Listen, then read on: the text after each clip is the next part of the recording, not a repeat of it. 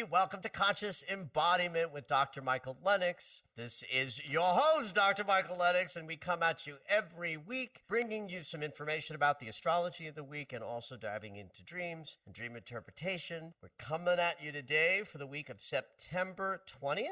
And it is a big week. There's a lot going on, and there's definitely a lot to talk about in today's podcast. In fact, we might go a little bit long in the astrology and a little bit short in the dream world, just to convey everything that I want you guys to know about. We'll see how that plays out as we go.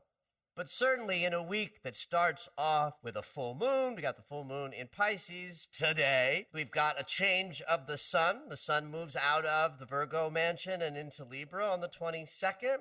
We've got a bunch of Mercury transits that are part of his preparation for the retrograde that's upcoming. And of course, this week also features that little astrological event, because at the end of the week, Mercury is going to turn around and begin that process of moving backward for most of the month of October. So we have a lot to talk about today. Let's get to it.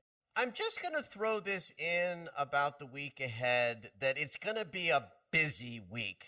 When I mean busy, or when I say busy, what I mean in this context is a week where we're likely to make contact, to need to connect with others, to have meetings rise up as important. The nodes of the moon, these are the points in space that help generate eclipses. When you look at your birth chart, those nodes, the south node and the north node, represent your past and future, your karma, your dharma. But in day-to-day transits, when planets make contact with the north node of the moon, the result that we all feel moving around our lives is an increased connection to the collective.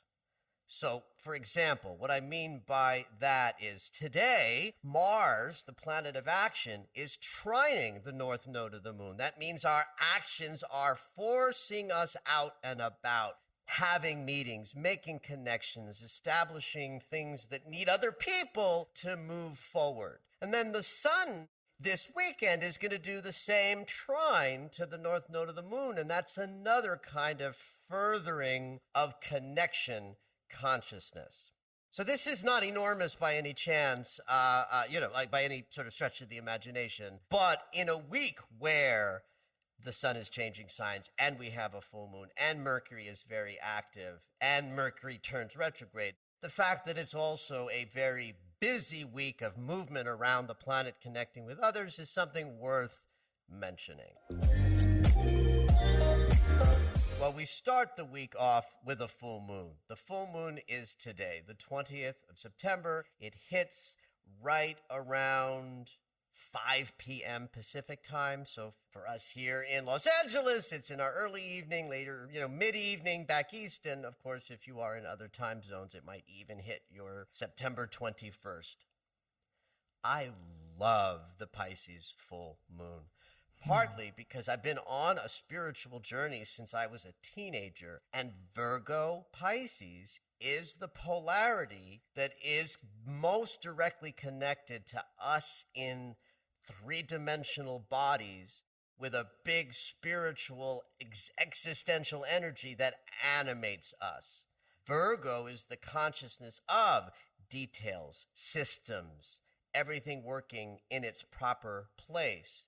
And so our physical bodies are an invention of Virgo. Pisces, its opposite, is the collective energy, the unity idea that all of us are connected, that there's only one of us here. That's a Pisces idea. And so when you put these two energies together in an opposition, you have the spirit flesh, connection to source, animating your body polarity. And so if a full moon is an opportunity to release things that inhibit something else to rise up, this is a full moon where what we are letting go of is obstacles or blockages or hindrances to having a deeper, more rich connection to spirit, through allowing that Pisces energy to filter into your Virgo body less inhibited. It sounds like a wonderful experience. And I feel like it's something we need. Yes! Like the world as a collective right now. It is amplified. This particular full moon is amplified by the fact that Neptune, the great spirit consciousness, the planet through which we have our spiritual connection, is in Pisces. He's been there since 2011. And the full moon is close enough to Neptune to be what's called conjunct, and therefore the planet of great spirit is directly participating in the process of celebrating the wins, because we want to do that in every full moon. We want to recognize the gratitude we have for our already established capacity to bring a spiritual experience into our daily lives. And then, of course, the ability for a full moon to help us let go of stuff that's no longer serving, the idea of releasing inhibitions to expanding your spiritual connection is how I define the big value of this full moon. Lots and lots of other ways to interpret the Virgo archetype and the Pisces archetype, but I'm a spiritual teacher. I want everybody to have a practice. I want everybody meditating. I want everybody praying. I want everybody finding their connection to source, because I think that's how we create peace for humanity, by letting go of any of the edgy, human, judgy, constricting, perfectionistic consciousness, Virgo, that inhibits you from really knowing that you're backed up by spirit with every choice you make. And when you know how to surrender into that, which we do with our practice of meditation, prayer, and any of the tools that lead you to a deeper connection for yourself, that we have richer lives because we have a faith in something greater than our own self. There's an agenda here, folks. What I also love in the side of this full moon, in the realm of the capacity to release something because we're working on healing things or leaning into forgiveness that's necessary. The planet Venus and the planet Chiron are holding the great eliminator angle between the two of them. Venus is all about our emotional body and how we process feelings, and it's through our heart center that we know that something is right or not right, in alignment or out of alignment, right? Chiron brings the energy of healing wounded spaces. And so with this off on the side to this full moon, anybody out there listening to this podcast who has been specifically working on something that we would call a healing process is going to find a lot of potential relief in this full moon, because, as I like to say, our healing work is retroactive and cumulative. Right. And sometimes we put enough work into something that we might have been working on for a long time, but suddenly it's the right time. Enough straws have been put on the camel's back, and the thing opens up, the healing occurs. And that is possible in this full moon.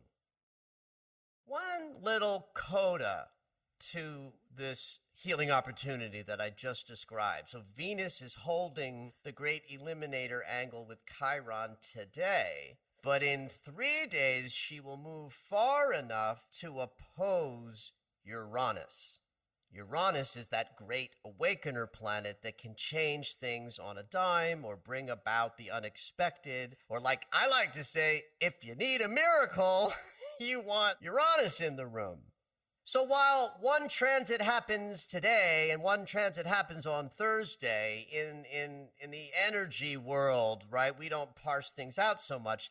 This week has this incredible opportunity to let go of old wounds and unforgivenesses, because not only is Venus pulling the door open with Chiron today, Uranus is already sort of in the mix, helping us see in a very sudden way things that maybe we didn't have awareness of a minute ago, or to bring about the potential for change that you thought wasn't possible because you needed that miracle. So just want everybody to be on the lookout for opportunities to let go of old wounds. It's not just today's full moon that helps this, but it plays out all week long.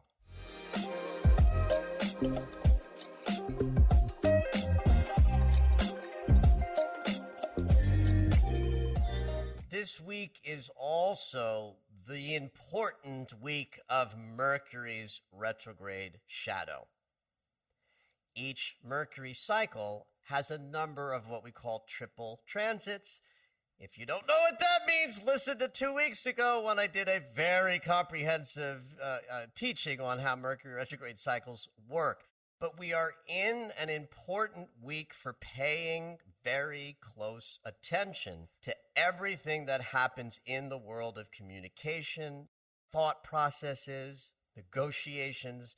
Anything from the neck up, as I like to say, is important this week because Mercury is going to touch both Jupiter and Pluto. And these are part of the triple transits that will come back again in the beginning of October, and then at the end of October, early November, these energies will return again. And the more you're paying attention this week, the easier the bumpiness of the retrograde process when Mercury's appearing to move backwards will be, because the hints are there for the perceiving as you go this week.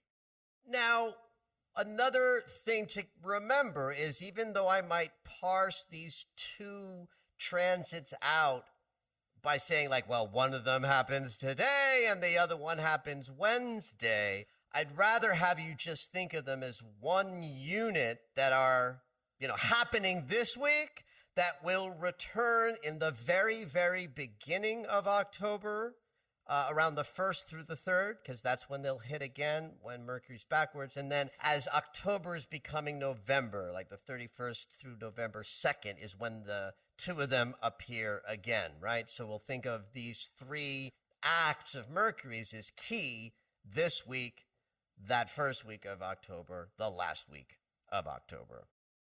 So how should we define this energy? I'll tell you the astrology first, and then we'll interpret. Mercury's going to trine Jupiter and square Pluto. A trine is harmonious flow between planets, so both planets are sort of singing in harmony in the trine. So that's Mercury and Jupiter. Our voice, our intentions, our thinking, and our communication negotiation processes are singing harmoniously with the planet that brings abundance, prosperity, and good fortune. So that's in the mix, guys. That's one of the nicest things about this Mercury retrograde, is that we do have this sort of confident and optimistic energy entering our voice this week. But at the same time, or technically in this case, 2 days later, hitting on Wednesday, Mercury is going to square Pluto. This is a very different energy. It's still Mercury, so we're still talking about our thinking mind and our neck-up experience, but a square is a conflict energy, and obstacles show up when two planets relate in this hard geometry.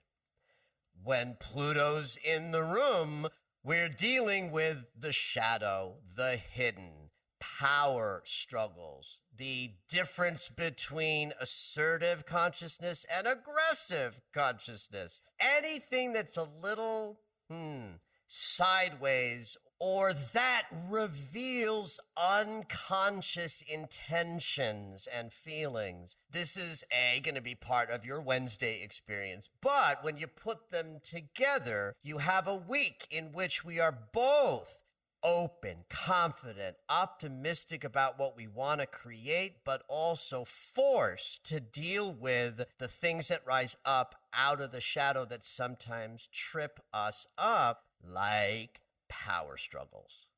Anything that does come up from these influences will return in the retrograde process and wrap up in the third act. There's something to be said about Jupiter's lovely, yummy trine being lovely and yummy, but there is one artifact of Jupiter that you want to be on the lookout for this week, which is extra. Too much. Interesting. Oh, you guys use that word, right? You youngins, use that word. I love when people say, oh, he's extra, she's extra. Why? Because I'm extra. Oh, well, that's why I just laughed when you said that. It's like, okay.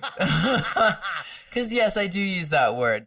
Jupiter is extra. Because Jupiter is all about bigger, better, lovely, yummy, abundant, and expansive. But every consciousness has a shadow.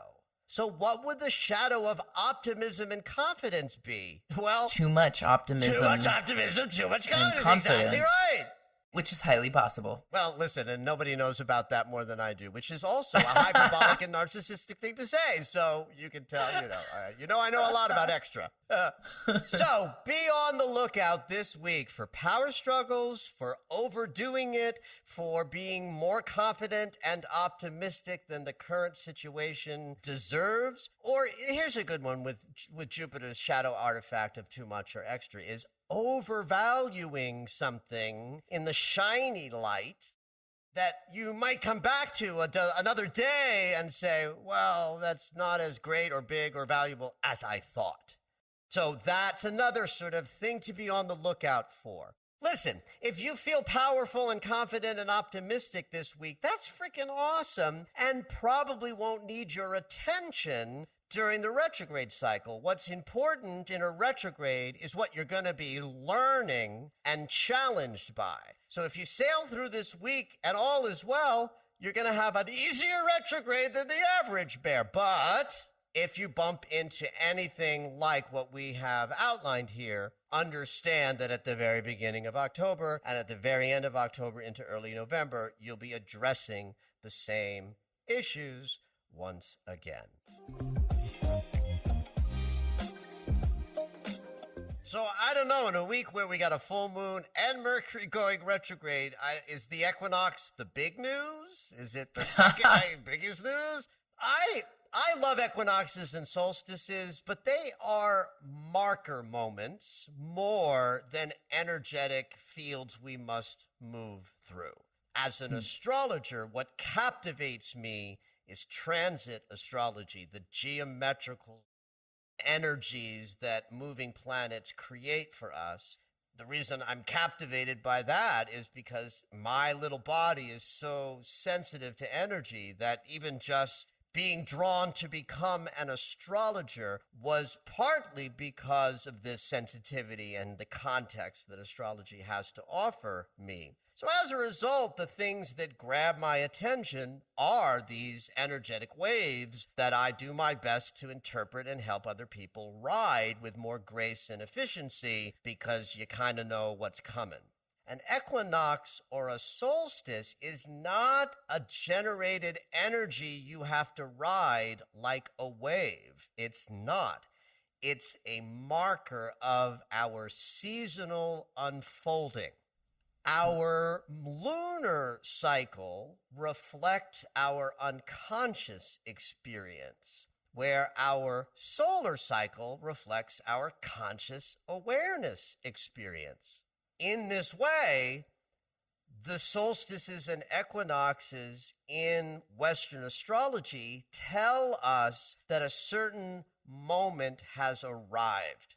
Of course, back in the day, why this was huge and important was because of seasonality and farming and harvesting. And it was these moments of Earth and solar relationship, which was expressed by where the sun was on the ecliptic based on when you looked up and how long the days are. These marker moments tell societies, oh, it's time to plant. Oh, it's time to harvest. Oh, it's time to party. Oh, it's time to hibernate. What I love about the equinoxes is that these are the moments when the days and the nights are of equal length. In the summer solstice in the northern hemisphere, it's when the days are longest, and then we have to remember the shadow or the dark. when the days are the shortest in the winter solstice in the northern hemisphere, we are in the darkest period of time where we must remember the light within. But at the equinoxes, we are in the balance. And so we want to celebrate the balance and the harmony that is expressed by a daytime, think consciousness, and nighttime, think unconscious, or Father God, Mother God, any way you want to divide the binary of day and night. When they are of equal length, on some level, so are we. You know, we live in a world that astrology of old couldn't possibly have understood. And by that, I mean, we know about the Southern Hemisphere. Thousands of years ago, in the West and in Europe, they didn't know about the continent down under until the, white patriarchal, consciousness colonized it. But in so doing, we had this interesting split where we've got this place on the planet that is opposite, right? So that when it's the winter solstice, up here in the north and the days are the shortest, well, that's summer solstice in the southern hemisphere where the days are longest. And we live in a world where that is unified and not separated any longer because we can communicate all across the world in an instant. So what I love about equinox moments are there's no differentiation between the length of days, whether you are living in the northern hemisphere or the southern hemisphere. And this to me increases the power of the equinox to reflect wholeness and completeness. The ritual du jour for me at an equinox is the mandala. Part of why I suggest this for those who want to ritualize the equinox is any creative expression links you with your unconscious in a direct manner. And you don't have to be an artist to have that happen. You could be, like Mr. Stick Figure, mandala drawer, and still have a richer, deeper experience of considering all the ways in which you feel whole and complete or wish to by expressing that in a creative way, like drawing a mandala, which really just means a circle, and then decorating it in any manner you feel moved to, then that drawing becomes symbolic of your individual desire to feel yourself as balanced between the light and the dark, to feel whole and complete within yourself by virtue of leaving nothing out. That is easier to do when the dark and the light are sort of in this equal, balanced shape of days and nights of equal length. So that equinox moment happens on the 22nd, right around noon Pacific time is when the sun will cross over out of the Virgo mansion and into the Libra mansion. Thus begins our next solar mansion, but also marks the moment of the equinox.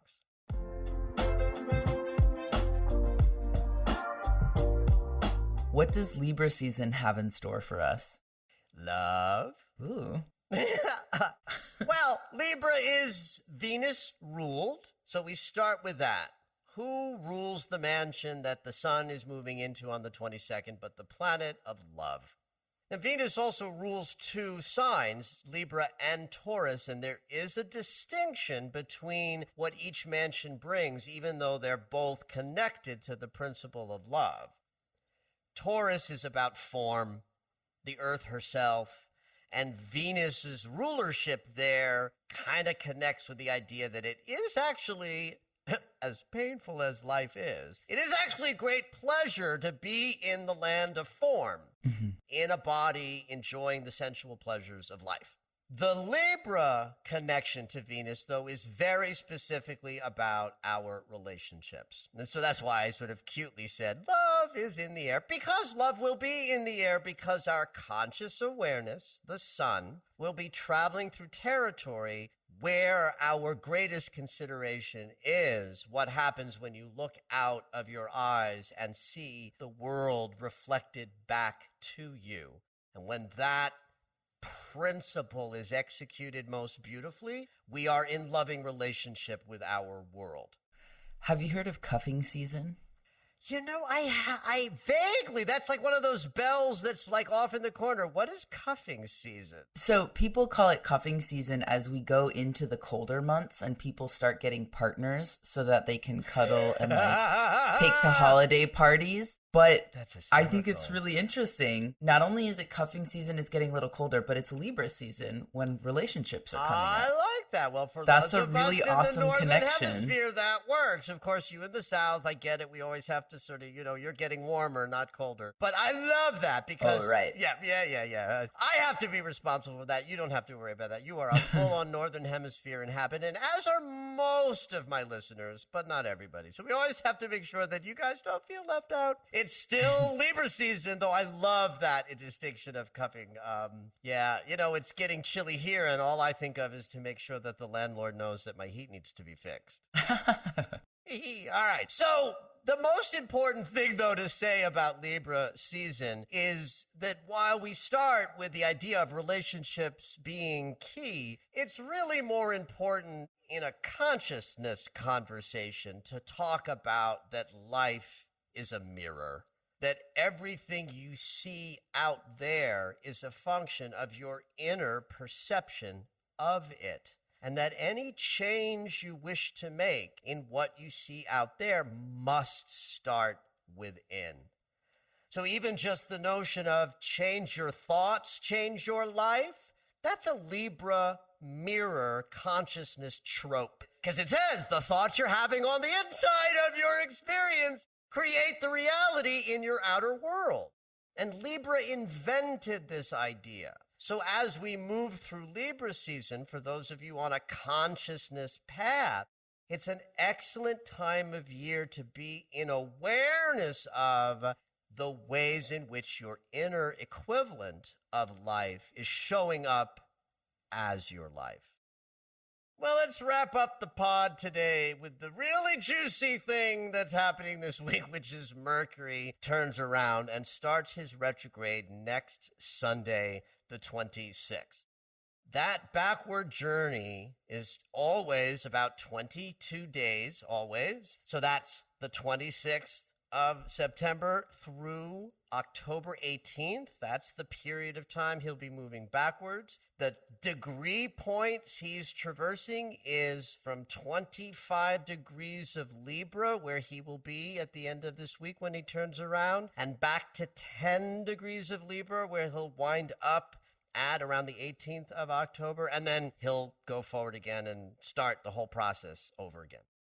If you know anything about your chart, look to the Libra mansion, that area of your life, whatever house Libra rules is where all the juice is going to be. Check out the triple transits I told you about earlier in the pod, and anything I talk about in the weeks to come. That will help your experience as well.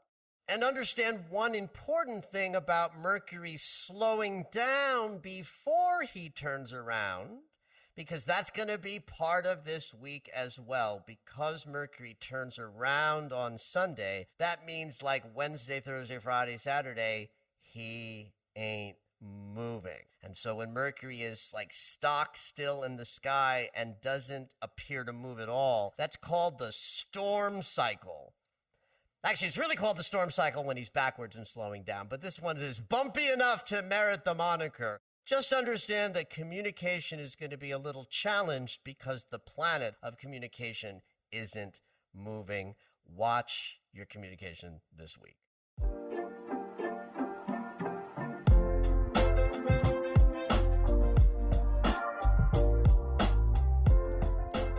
All right, it's dream segment time. Every week, Dr. Michael will interpret dreams that are sent in via email or take a live caller. If you would like your dream interpreted on the podcast, you can go ahead and email us at dreams@michaellennox.com. Hopefully your dream will make it onto the show.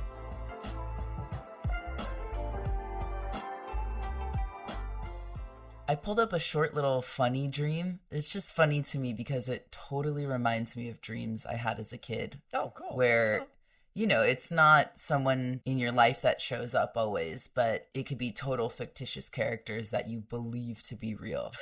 Well, now you got me intrigued. I can't wait. Tell me the dream. Shannon writes in, "Hello, Zoe and Michael. I'm totally down with understanding a reoccurring dream I had as a child, all through my first marriage, which was 18 years, and periodically through my 12-year single period. I remarried in 2011 to my current husband, David. I may have had this dream once since being married to him, but it's been a long time. I've done a lot of work on myself and still not super clear what this dream is about. In this dream, I'm in the home I grew up in. Even though I'm the youngest of 6 kids, I'm the only one home with my dad. The doorbell rings, and I open it to find the monster from the Black Lagoon. The monster roars, my dad appears by my side, and with one punch knocks the monster unconscious. My dad carries this monster into our bathtub with a bit of water. As I peer through the bathroom door, the monster begins to wake up, and then I wake up from my dream, terrified. My dad died the year I turned 30. We were never close, but I felt he loved me. I'm super curious about Michael's interpretation. This dream returned to my awareness instantly when reading the call for emails." Wow. I'm immediately struck by the fact that the creature from the Black Lagoon has a theme of loneliness and love.